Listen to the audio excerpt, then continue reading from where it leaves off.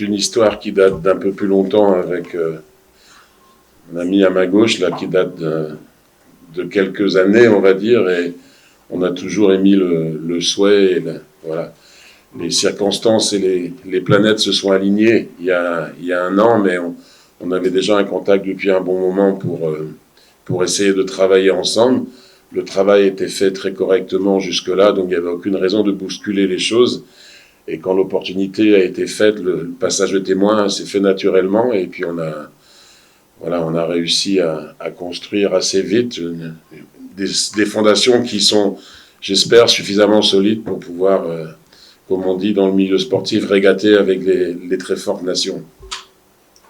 On a gagné le droit d'y participer, et on a sué, et on a transpiré pour ça, donc déjà, laissez-nous le privilège de profiter de ces bons moments de préparation et de matchs qu'on aura sur place. Déjà, c'est pas toutes les nations qui y sont, il faut déjà apprécier et profiter. Maintenant, toutes les fédérations, quand ils sont qualifiés, ont une seule envie, c'est de gagner la coupe. Mais comme pour toutes ces compétitions-là, il n'y en a qu'une. On n'est pas parmi les favoris, on va dire qu'on est un outsider qui commence à faire trembler quelques nations, à nous d'être à la hauteur, donc on y va. Enfin, moi, j'y vais sans pression. Ce que je dis aux joueurs, la pression, c'est pas ça. La pression, c'est ce qu'on voit dans les salles de basket à côté. C'est des gens qui n'ont pas de toit, qui n'ont pas de quoi manger. Nous, c'est pas de la pression. Nous, c'est du plaisir, mais pour avoir du plaisir, il faut aussi être capable de gagner. Et pour ça, il faut travailler, préparer et être prêt le jour J. Donc, on va essayer déjà de gagner le premier match. Et après, on pourra voir où on en est. Parce que se dire, on va gagner la coupe, oui, tout le monde peut se dire ça avant. Il n'y a rien de plus simple. Oui, on va gagner. On va être champion. J'ai rien dit après ça. On va essayer de gagner le premier match. Et si on fait ça, on aura déjà bien avancé.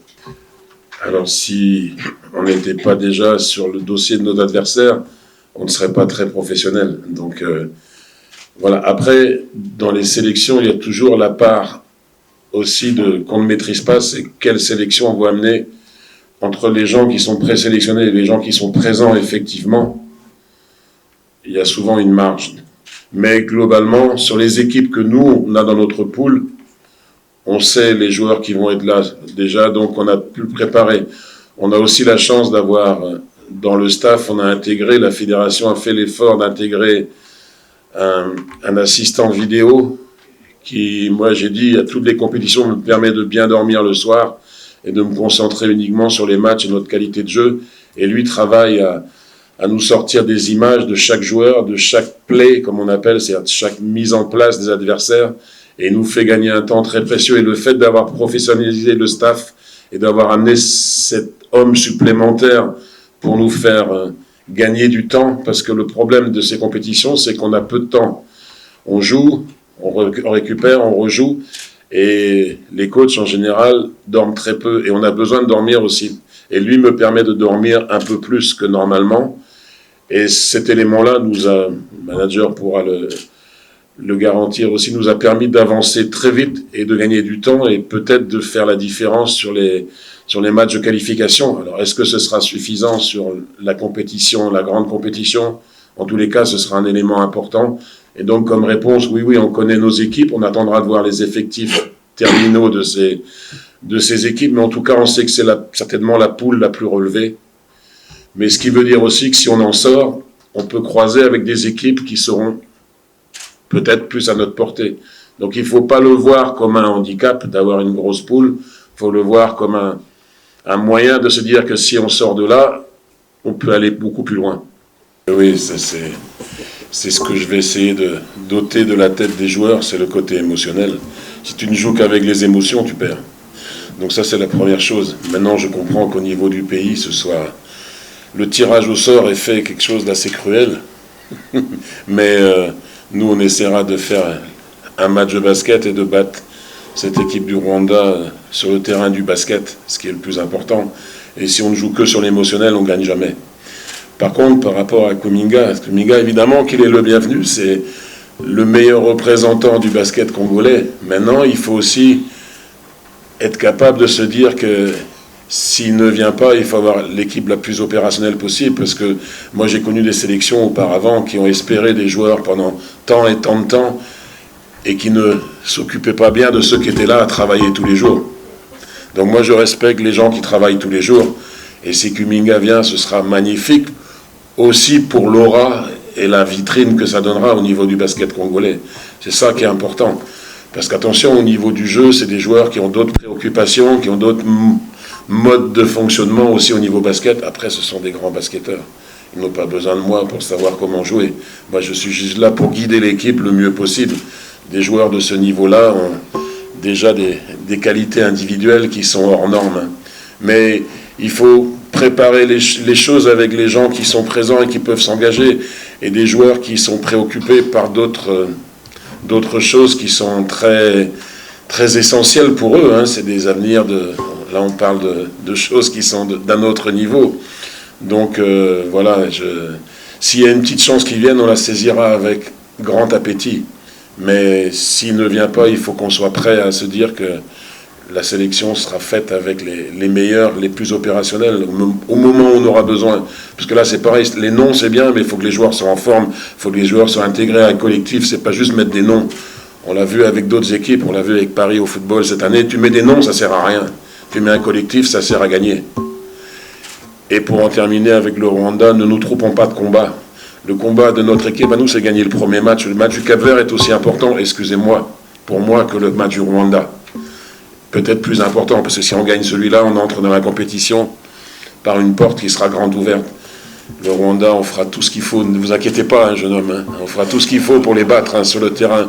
Mais j'enlèverai le côté émotionnel de mon équipe, parce que je ne veux pas qu'ils jouent qu'avec le cœur. Ça ne suffit pas. Ça, c'est la meilleure question. Excusez-moi. C'est toujours, pour un coach, c'est jamais assez de temps pour travailler. C'est les sélections nationales, ça demande des moyens pour préparer, pour travailler. Et moi, je tire mon chapeau déjà aux gens de la fédération qui, à ma gauche, je suis bien placé pour le savoir, parce qu'on est en contact toutes les heures, tous les jours, la difficulté que c'est de sortir des moyens pour faire des vraies préparations dignes de ce nom. Je ne jette la pierre à personne, c'est comme ça. Si on pleure, on n'avance pas. Moi, j'étais habitué, ça fait presque 20 ans que je travaille avec les sélections africaines. Je suis heureux de ce qu'on a. Et je fais ressentir ça aux joueurs tous les jours. On est heureux d'être là, on est heureux de vivre ensemble et de travailler. Si c'est 4 jours, c'est 4 jours. Si c'est 3 semaines, c'est 3 semaines. Il faut les mettre le plus à profit. Moi, j'aurais aimé avoir 1 mois et demi de préparation comme on avait essayé d'avoir au départ, avec un stage en France dans mon club où j'avais les clés, les ballons, les terrains, la piste, j'avais tout. Ça ne s'est pas fait. Deux solutions à ça, où tu pleures et tu dis bah on va pas y arriver, ou tu dis bah c'est comme ça. Je suis devant vous aujourd'hui. Si on avait fait le stage en France, peut-être on ne serait pas passé ici.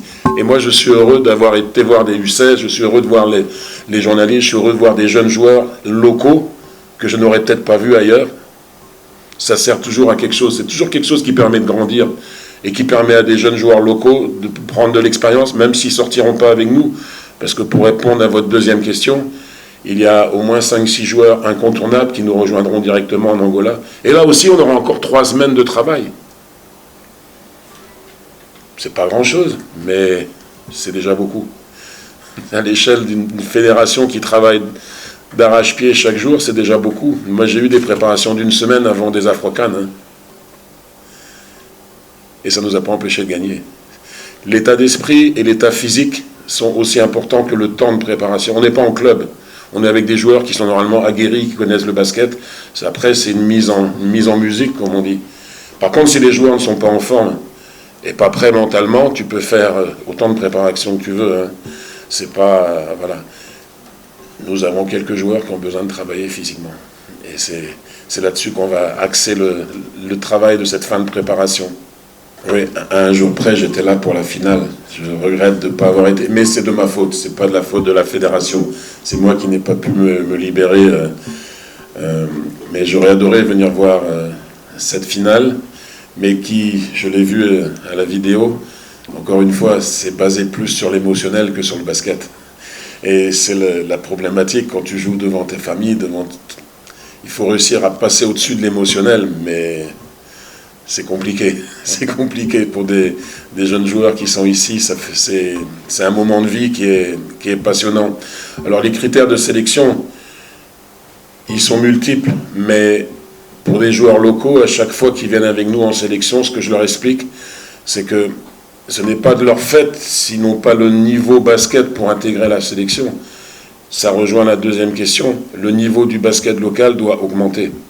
2 axes pour ça, à mon humble avis. Intégrer une équipe tous les ans à la balle, qui est la compétition qui permet à toutes les nations de grandir aujourd'hui. J'avais proposé mes services s'il y avait besoin pour venir prendre une équipe, la développer, faire venir des joueurs professionnels et donner à ces jeunes joueurs locaux des expériences qu'ils ne peuvent pas avoir ici. Accueillir une compétition de la balle pour le Congo serait quelque chose d'extraordinaire. Ce serait une fenêtre et une lumière mise ici pour montrer ce que c'est. Parce qu'on croit toujours que les joueurs locaux, ils sont ci, ils sont ça. Oui, ils ont plein de talent, ils ont plein de bonne volonté, mais il leur manque une chose essentielle, c'est la structure de jeu, ce qu'on appelle le QI basket. La capacité à lire les situations, la capacité à comprendre ce qu'on demande rapidement.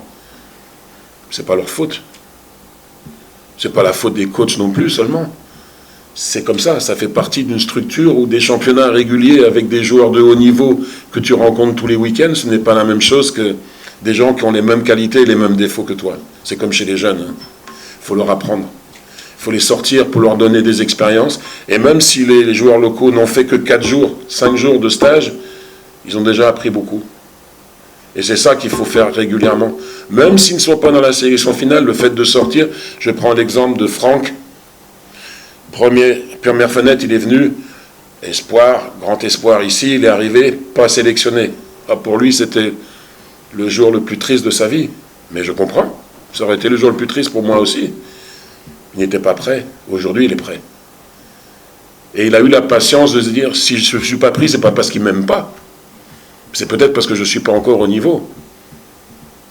Il m'a demandé qu'est-ce que je dois faire pour progresser.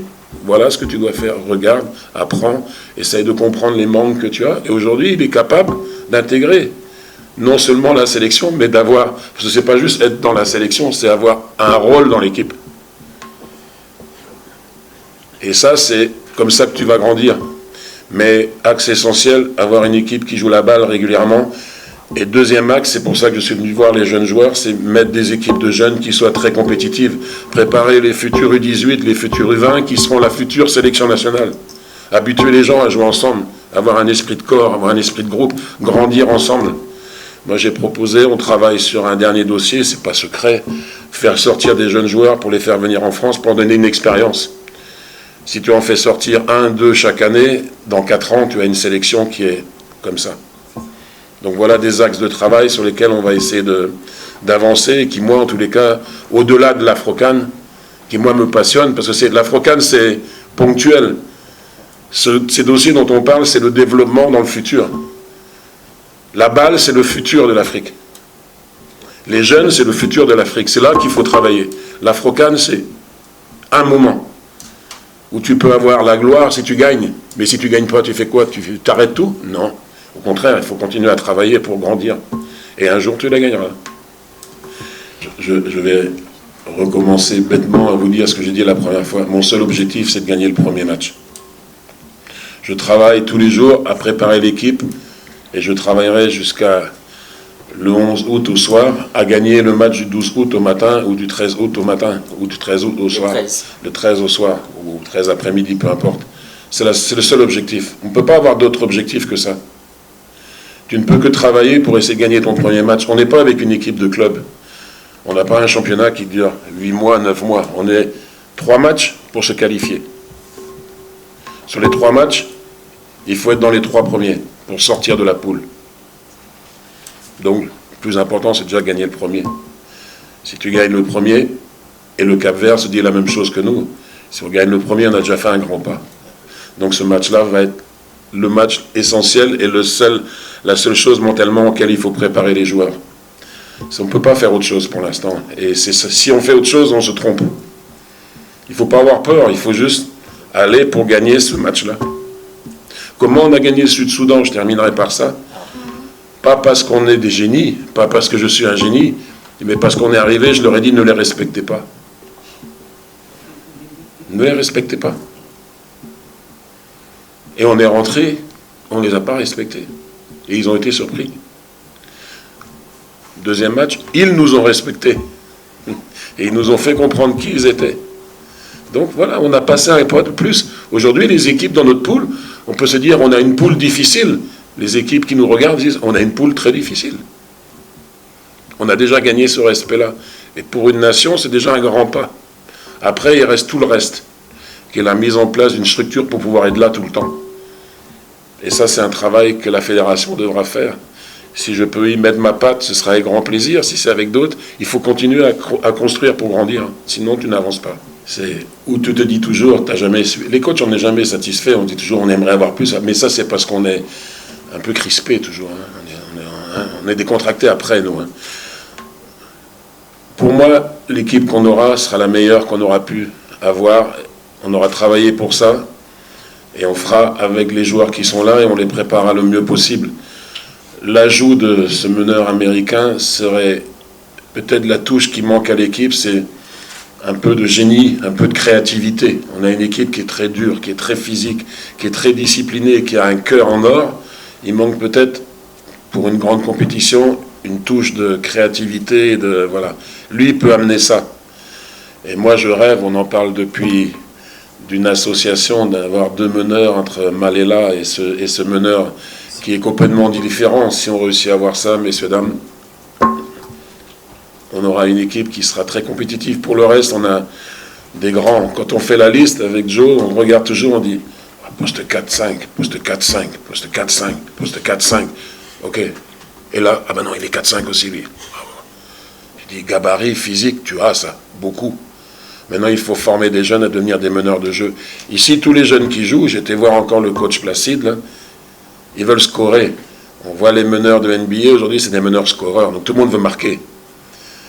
Dans une sélection, tu as besoin de gens qui réfléchissent, qui soient des relais du coach sur le terrain, qui comprennent ce qu'on veut faire, qui comprennent comment faire jouer les autres. Et ça, c'est plus compliqué. Et ça se travaille, ce que je dis, dès tout petit. Tu dois trouver des meneurs de jeu qui soient capables de créer pour les autres, qui aient l'envie de donner la balle aux autres. Et ça, c'est pas toujours le cas. Donc, si on a cette paire derrière, on pourra avoir une grande équipe. Oui, oui, ça fait beaucoup de responsabilités. Vous allez m'empêcher de bien dormir. Non, non. C'est juste une responsabilité magnifique de mener une sélection. Je sens et je connais la ferveur et la passion du peuple congolais au niveau du basket. J'aimerais que le pays entier en soit convaincu et donne des moyens pour avancer. Voilà, montrer qu'il n'y a pas que le football dans la vie. Même si le football est quelque chose d'essentiel et d'important, le basket est un grand sport. Un sport très spectaculaire, un sport qui permet de faire vibrer des jeunes joueurs, qui leur donne des étoiles dans les yeux. Voilà, je pense que le basket congolais a sa place sur l'échiquier, on a travaillé pour ça. Juste aidez-nous un peu plus, donnez-nous un peu plus de moyens pour continuer à grandir, et je pense qu'on peut encore donner plus de rêves à ces jeunes joueurs, et à vous, journalistes, et à une population, parce que le basket doit servir à faire rêver des gens aussi, à leur donner envie de venir voir un beau spectacle et donner envie aux jeunes d'intégrer ces sélections. Ça peut être que ça qui fasse grandir une nation, c'est sa jeunesse à travers des envies de sport et pas des envies de traîner dans la rue. Et ça, c'est des moyens qu'on doit donner. Pour moi, c'est ça la bonne leçon de la vie.